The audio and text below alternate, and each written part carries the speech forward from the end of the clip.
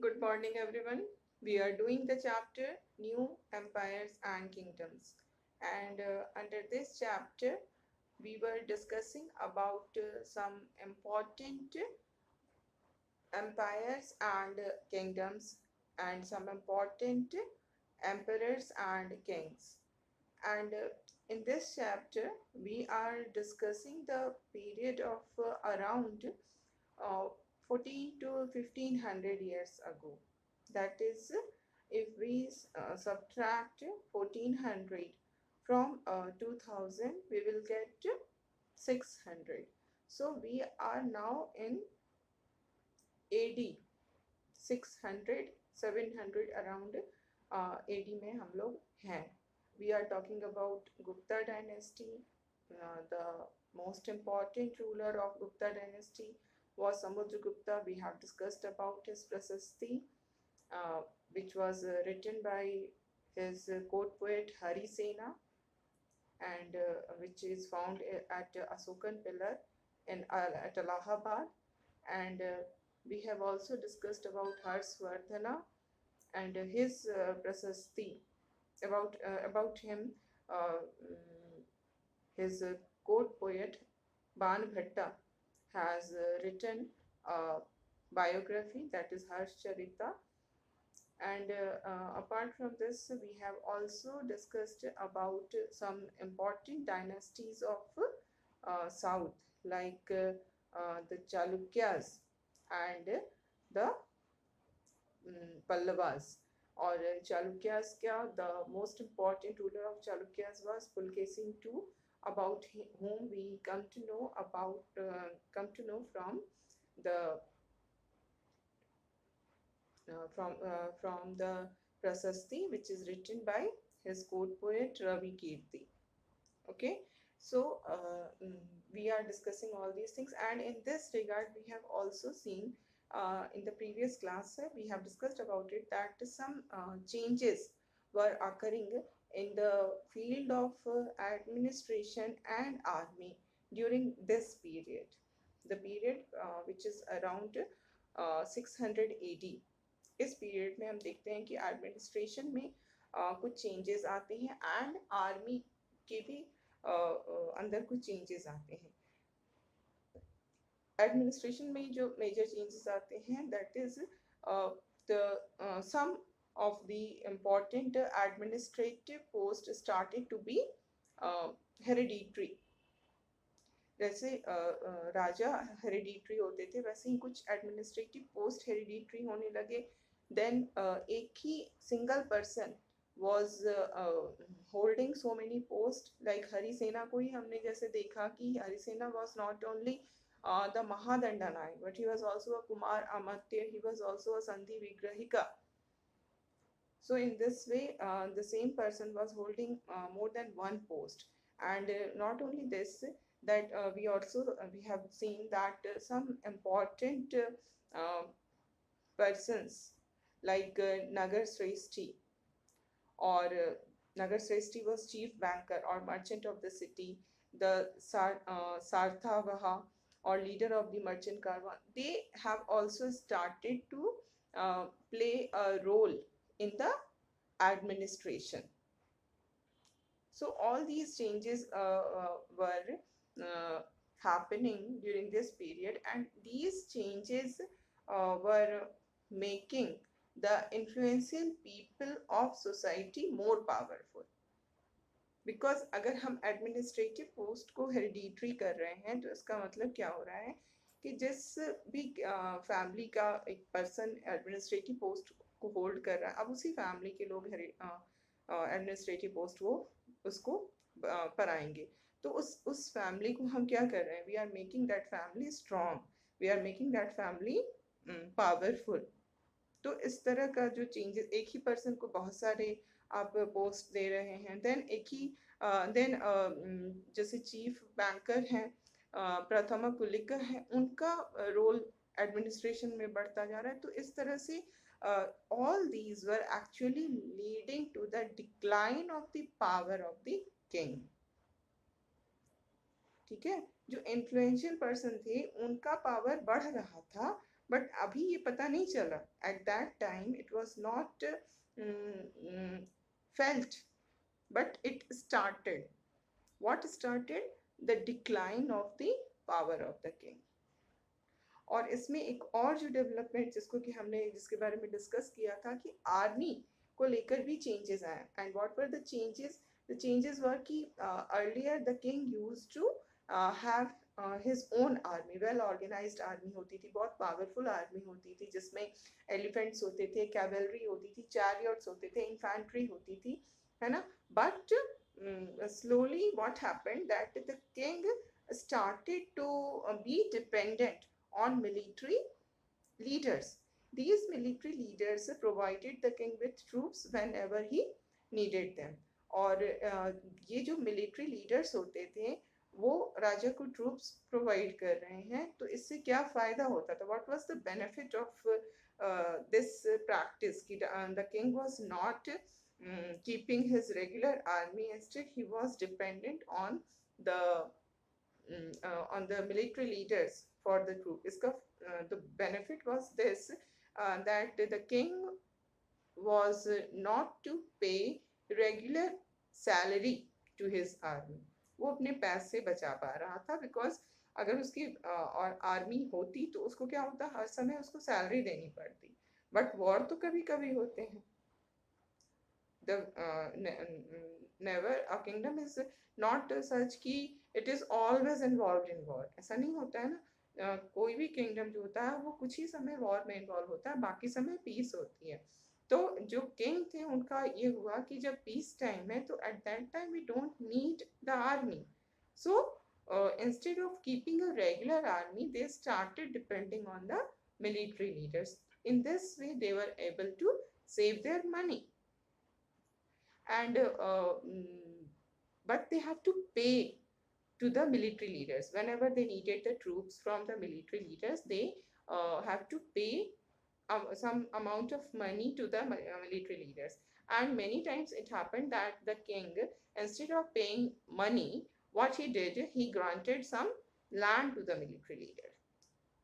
और जो land military leaders को वो दे देते थे, वो लैंड जो थे उसके ओनर बन जाते थे मिलिट्री लीडर्स. उस लैंड से जो भी रेवेन्यू जनरेट होता था, the revenue was collected by the military leaders only. और वो मिलिट्री लीडर्स ही उस रेवेन्यू को यूज भी करते थे. तो ये जो मिलिट्री लीडर्स का जो ट्रेंड स्टार्ट होता है, that was also weakening the power of the king. इससे भी राजा की पावर में कमी आने लगी. एट जिस समय की हम बात कर रहे हैं उस समय जब ये सब कुछ स्टार्ट हुआ, at that time no one was aware of this कि all these practices will lead to the decline in the power of the king, but actually it happened. ठीक है, ऐसा हुआ, राजा के पावर्स कम हो गए. और हम क्या देखते हैं कि जो मिलिट्री लीडर्स थे उनको ही हिंदी में हम कहते हैं सामंत. ठीक है, मिलिट्री लीडर्स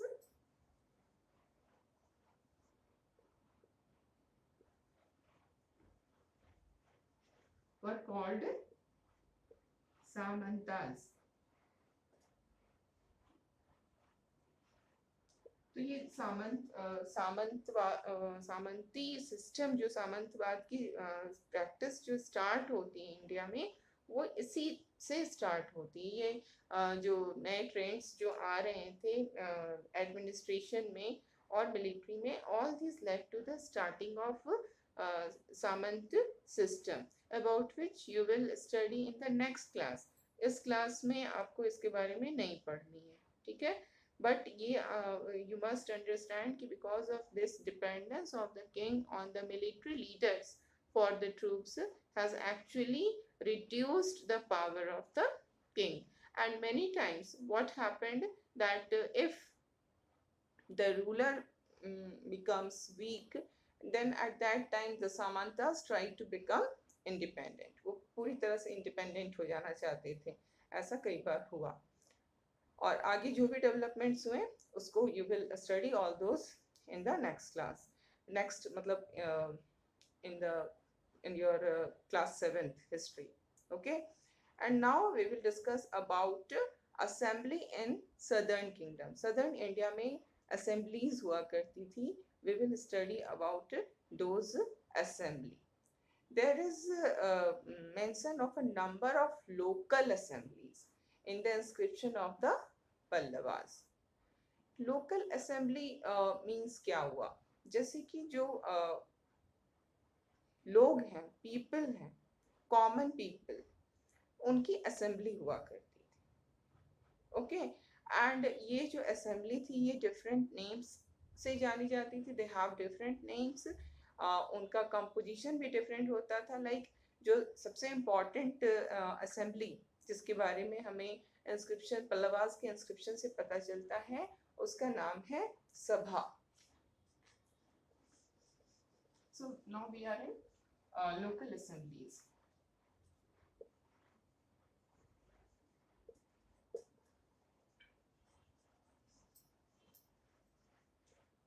और इसमें हम देख रहे हैं सभा के बारे में.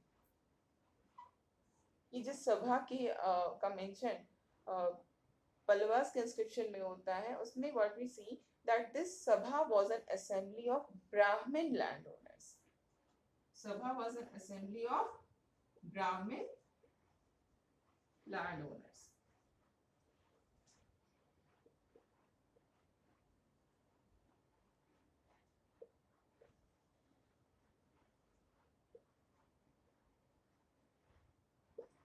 ओके, सो इस तरह से ये जो असेंबली थी, the assembly function through subcommittees. Assembly के अंदर बहुत सारी कमिटीज होते थे और उन कमिटीज के थ्रू ये काम करती थी. सभा जो थी वो काम करती थी. और ये जो सब कमिटीज होती थी वो डिफरेंट फंक्शन के लिए डिफरेंट सब कमिटीज बनती थी. Like for irrigation there was one subcommittee, for the purpose of agricultural operation, for the purpose of making roads, for the purpose of temples, there were different sub committees. और जैसे जो सब committee जिस purpose से बनी है वो बस उस वही काम देखती थी. स्पेशलाइज्ड फंक्शन होता था.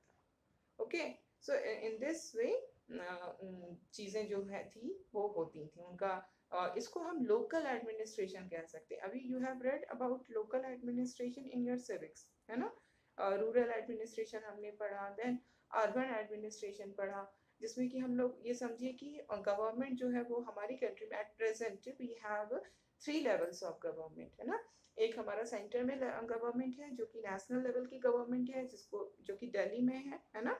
उसके नीचे फिर स्टेट्स होते हैं, स्टेट्स की गवर्नमेंट है जो कि डिफरेंट स्टेट्स अपनी कंट्री में है, वहाँ पर गवर्नमेंट है. एंड देन लोकल लेवल की गवर्नमेंट होती है. लोकल में भी 2 तरह के होते हैं, रूरल और अर्बन, है ना. तो ये जो हम जिस लोकल गवर्नमेंट की बात आज कर रहे हैं, एक्चुअली ये जिन असेंबलीज की हम बात कर रहे हैं, लोकल असेंबलीज की बात कर रहे हैं, actually they were functioning as local administration only. You can just understand कि ये जो सभा है, इस सभा में ठीक है इसकी मेंबरशिप जो है दैट इज वेरी डिफरेंट, क्योंकि इसमें सिर्फ एक कास्ट से रिलेटेड लोग हैं और वो भी लैंड ओनर्स हैं, है ना. तो वो चीज़ें अब नहीं है. in present scenario what we find है कि जो भी पंचायत के इलेक्शंस होते हैं उसमें सबको एवरीवन इज इक्वल, कोई कास्ट के बेसिस पे कुछ भी नहीं होता है ना. तो यहाँ पर जो अपर कास्ट के लोग हैं उनका वो था, अपना इन्फ्लुएंस था. बट उनका अगर फंक्शनिंग हम देख रहे हैं तो क्या है, वो लोकल गवर्नमेंट की तरह ही है. जैसे कि वो उनके सब कमिटीज़ हैं, इरिगेशन के लिए है, रोड्स के लिए है, टेम्पल्स के लिए. तो इसी तरह से तो आज की भी लोकल गवर्नमेंट काम करती है ना. तो ये local assemblies are very much similar to the local government of present time. Okay, इसी तरह से एक और ये था, एक और ऑर्गेनाइजेशन था लाइक सभा, और उस ऑर्गेनाइजेशन का नाम था उर. ये जो उर था ये it was also an assembly of land owners, but it was the assembly of those landowners who were not Brahmins. ये ब्राह्मण्स का था सभा, और उर जो था वो नॉन ब्राह्मण्स का था. So we can write assembly of non-Brahmins landowners. जो नॉन ब्राह्मण लैंड ओनर्स थे उनकी जो असेंबली थी उसको और कहा जाता था. Okay, And besides these two, Sabha and Ur, there was other organization also like Nagaram. Nagaram, it was an organization of merchants. So we can write it also Nagaram.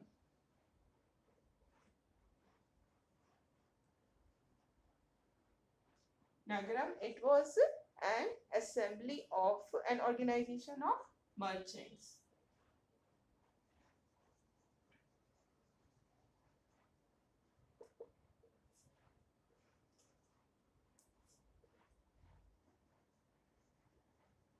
तो we can see कि different लोगों का different assemblies है, different association है, okay, and most of the time we see कि अगर इस तरह के जो नगरम जिसको हम देख रहे हैं जो कि organization of merchants है, these were controlled by rich and powerful merchants, है ना. इसी तरह से सभा जो है उसमें जो rich land owners है, they were controlling the sabha. In Ur also, the rich non-Brahmin landowners were controlling the assembly. So these local assemblies were there for hundreds of years. बहुत सालों तक ये assemblies जो हैं वो काम करती रहीं. और यही हमारी we can say कि this is the beginning of our local administration. Ancient India से ही local administration जो थी वो मौजूद थी. Now after these local assemblies we would like to know something about the ordinary people in the kingdom. कैसे होते थे ordinary people, common people like you and me. जैसे आज के समय में हम और तुम्हारे जैसे जो common लोग हैं उनकी क्या वो कैसे थे क्या थे उनके बारे में भी हमें कुछ informations मिले हैं. एंड वी इस तरह के कई सारे अकाउंट्स हैं, कई सारे बुक्स हैं, कई सारे प्लेज हैं जिनसे कि हमें कॉमन लाइफ के बारे में पता चलता है. और ऐसा ही एक प्ले है कालिदास का. You must have heard the name of Kalidas.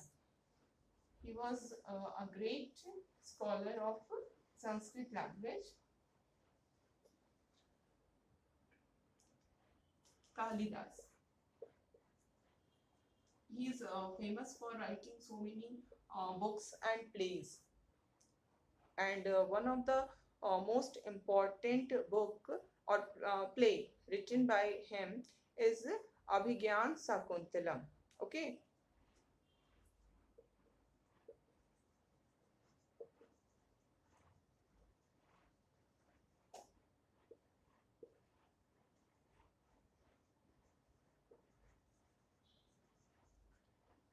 This Abhigyan, the pronunciation of this is Abhigyan, Abhigyanam nahi hai, it's Abhigyan Sakuntalam.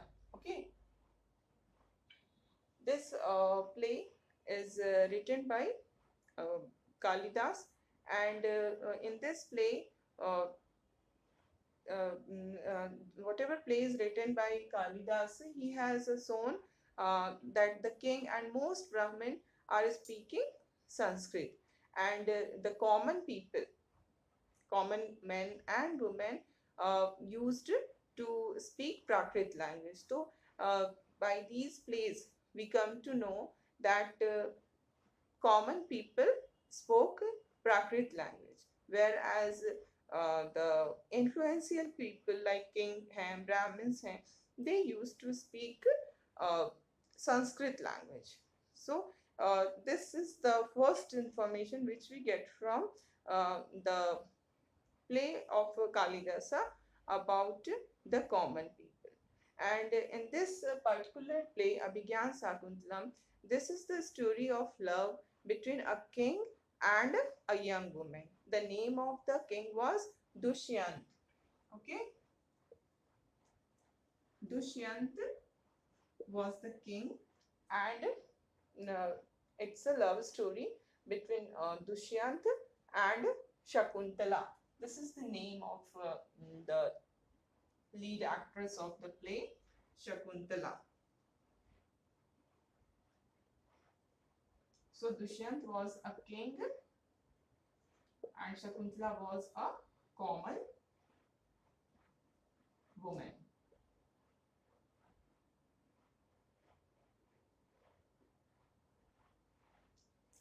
Okay, and in this there is a very interesting description of the plight of a poor man. एक poor fisherman होता है, वो उसकी इसी इन दोनों की जो story है दुष्यंत और शकुंतला की, उसी में एक पुअर फिशरमैन की भी स्टोरी हमें मिलती है उसके अंदर में ही।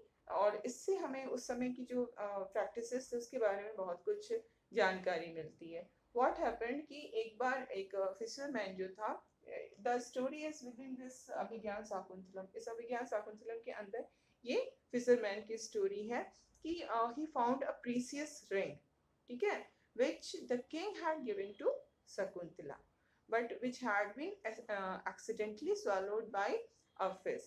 ठीक है, what happened? Dushyant was the king and he had given a precious ring to Shakuntala, and there was some incident about which you don't need to know in that detail कि क्या हुआ था actually, but somehow this ring, the ring which was given by Dushyant to Sakuntala, that ring uh, fell down in the river, and उस river में कौन थी, fish थी, and किसी एक fish ने उस ring को swallow कर लिया था। ठीक है, अब क्या हुआ, जब वो fisherman he used to catch the fish, तो जब वो उसने फिश पकड़ी और फिश को काट के फिर वो उसको सेल करता था, तो जब उसने एक फिश को काटा तो क्या हुआ, उसके अंदर उसने बहुत ही कीमती प्रेशियस रिंग देखा। अब जब उसने वो रिंग देखा तो वो समझ गया कि ये रिंग तो राजा का ही हो सकता है, इतना प्रीसियस रिंग है, this can only belong to the king. So what happened कि जब उसको वो रिंग मिलता है उस फिश के अंदर, तो he went to the palace with the ring. जब वो पैलेस गया तो क्या हुआ कि गेट मैन जो था उसने उसको कहा कि यू आर अ थीफ, इतनी प्रीसियस रिंग, राजा की रिंग तुम कहाँ से पाए? तो और वो बिल्कुल भी उस फिशरमैन की बात नहीं सुन रहा था। फिशरमैन अपनी बात ही वाज टेलिंग कि किस तरह से उसने फिश पकड़ी और फिश के अंदर उसे मिला, but the chief police officer was not ready to listen to the fisherman. उसकी बात पर बिल्कुल भी वो ध्यान नहीं दे रहा था, बट फिर भी फिशरमैन ने काफ़ी रिक्वेस्ट किया और फिर उसको वो अंदर जाने देता है किंग से मिलने के लिए। जब किंग ने देखा उस रिंग को तो वो बहुत ही खुश हुआ और फिर उसने फिशरमैन को रिवॉर्ड भी दिया, प्राइज दिया, गिफ्ट दिया। और तब क्या हुआ, जब किंग ने उसे रिवॉर्ड दिया, तब जो पुलिस ऑफिसर उसको रोक रहा था, जाने नहीं दे रहा था, और जो गेट मैन थे, वो सब क्या किए, उन लोगों ने क्या डिसाइड किया कि they will take a share of the reward. जो रिवॉर्ड इस फिशरमैन को किंग ने दिया है उसमें से वो कुछ अपने हिस्से भी लेंगे। And then they went along with the fisherman to have a drink. So इस तरह की जो प्रैक्टिसेस हैं जिसको हम करप्शन कहते हैं, है ना, आज के समय में भी we are also facing the same situation. Like fisherman जो कि कॉमन मैन था, कॉमन पर्सन था, उसने जेन्यून रीजन से वो आता है कि उसको राजा की अंगूठी मिली है, राजा के पास जाना है, but as he was a common person, that is why the chief police officer was behaving rudely with him. अगर वो एक इन्फ्लुएंशियल पर्सन होता तो फिर पुलिस ऑफिसर उसके साथ रूडली बिहेव नहीं करता, but as he was a common person the chief police officer was behaving rudely with him. The gateman was also not behaving properly with him. They were charging him with the theft कि तुमने चोरी की है, और उसकी बात को सुनने के लिए नहीं तैयार थे। And when the king gives him reward, they are ready to take a share from that reward, that is bribe। इसी को हम ब्राइब कहते हैं आज के समय में कि अगर हमें कुछ फायदा हो रहा है कहीं से, गवर्नमेंट अगर हमें किसी तरह का कुछ कोई प्रोग्राम चलाई है जिससे कि हमें मॉनेटरी बेनिफिट मिल रहा है कॉमन पीपल को, तो जो गवर्नमेंट ऑफिशियल्स होते हैं वो क्या करते हैं, वो उसमें से अपना हिस्सा मांगते हैं। ऐसा होता है, हाँ, आज भी होता है। तो ये चीजें जो है वो नई नहीं है, these things were there from the very beginning. ये हम कालिदास के समय की बातें पढ़ रहे हैं जो कि आज से 1300-1400 साल पहले की बात है, और इस तरह की प्रैक्टिसेस जो थे वो उस समय से स्टार्ट हो चुके थे। तो ये इस अभिज्ञान शाकुंतलम का जो हमने एक्सर्ट देखा, जो फिशरमैन की स्टोरी देखी, वो इसलिए हमने इसको पढ़ा है ताकि हम जान सके कि कॉमन पीपल की लाइफ कैसी थी। तो कॉमन पीपल की लाइफ हम नहीं कह सकते हैं कि अच्छी थी, because the administrative officers were not honest, they were not doing their duty honestly. They are charging the fishermen with wrong charges, you know.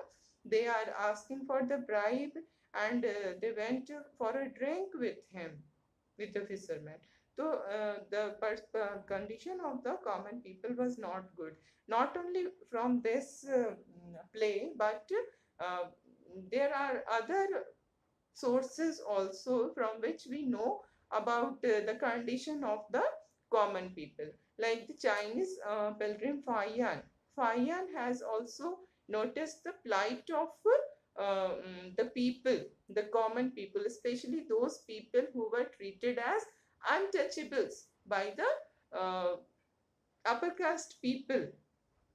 We have discussed about it. Indian society was divided into four varnas, and the last varna was the Sudras, and these were the people who were considered untouchable by the other varnas of the society. They were not allowed to enter the public places. They were expected to live on the outskirts of the city. So all these things have been described by Fayan in his account. He writes the plight of the untouchable, how miserable the life was of these Sudras in the during that period. He has written that if such a man enters a town or a marketplace, he strikes a piece of wood in order to keep himself separate. People hearing this sound know what it means and avoid touching him on or brushing against him. So whenever a person who belonged to the Sudras, if he need to enter a town or a marketplace where so many people are there, so in that situation what he does, he strikes a piece of wood. एक piece of wood से वो ऐसा कुछ sound करता था जिससे कि लोग जान जाए, people should know कि that I am coming, I, the untouchable person, is entering the marketplace or the town, so all of you keep distance from me, है ना। वो खुद ही बता देता था कि मैं आ रहा हूँ और आप लोग दूर हो जाइए, है ना। लोग उस साउंड को पहचानते थे, वो जो वुड से स्ट्राइक करते थे उससे जो साउंड आती थी, people were aware of that sound कि इस साउंड का क्या मतलब होता है। और जैसे ही ऐसे साउंड आते थे तो लोग जल्दी जल्दी हट जाते थे कि जो अनटचेबल आ रहा है उसको जाने दिया जाए, उससे हम टच नहीं हो पाए। This kind of situation was existing in our country, है ना। तो ये हमें फाइनेंस से पता चलता है। तो वी कैन से कि the life of the common people was not good. And not only this, Banbhatta has also provided some picture of the king's army. कैसे किंग की आर्मी जब मूव करती थी तो उस समय क्या होता था, किसी विलेज से जब मूव कर रही है किंग की आर्मी, तो कैसा उस समय सीन होता था। That has been described by Banabhatta also, who was the poet of Harshavardhan. Okay, so इसमें हम देखते हैं क्या कि किंग जो है वो एक बहुत ही बड़ी आर्मी के साथ मूव करता था। ऐसा नहीं कि किंग अकेला मूव करता था। Like at present also we see, अगर प्राइम मिनिस्टर या प्रेसिडेंट कभी निकलते हैं तो क्या होता है, उनकी कार अकेली नहीं होती है, उनके आगे पीछे ढेर सारे सिक्योरिटी के पर्पज से बहुत सारी कार होते हैं, उनकी सिक्योरिटी का पूरा अरेंजमेंट किया जाता है। तो उस समय भी इसी तरह की चीज़ें थी, बहुत कुछ चीज़ें जो थी हम देखते हैं कि काफ़ी कुछ मिलती जुलती है, बट वहाँ उस समय जो कंडीशन थी वो और भी बुरी कंडीशन थी। हालांकि आज भी हमें we have to face so many problems because of these type of movement of VIPs, कई बार होता है कि रोड्स को बिल्कुल भी बंद कर दिया जाता है कि कॉमन पीपल वहां पर नहीं आ जा सकते हैं। अभी यहाँ से प्राइम मिनिस्टर की जो वो है कारवां है वो गुजरने वाला है, एंड इसमें कभी कभी 2-2 घंटे पीपल हैव टू वेट, है ना। तो ये इस तरह की जो सिचुएशंस हम आज फेस करते हैं, उस समय भी थी, लेकिन वो condition, that condition was worse than today. आज तो फिर भी हम काफी कुछ कह सकते हैं, इसके अगेंस्ट आवाज उठा सकते हैं। आज मैं यहाँ पर बोल पा रही हूँ कि ऐसा होता है, उस समय तो ये सब राइट्स भी लोगों को नहीं होता था। तो हम लोग इसके बारे में नेक्स्ट क्लास में डिस्कस करेंगे।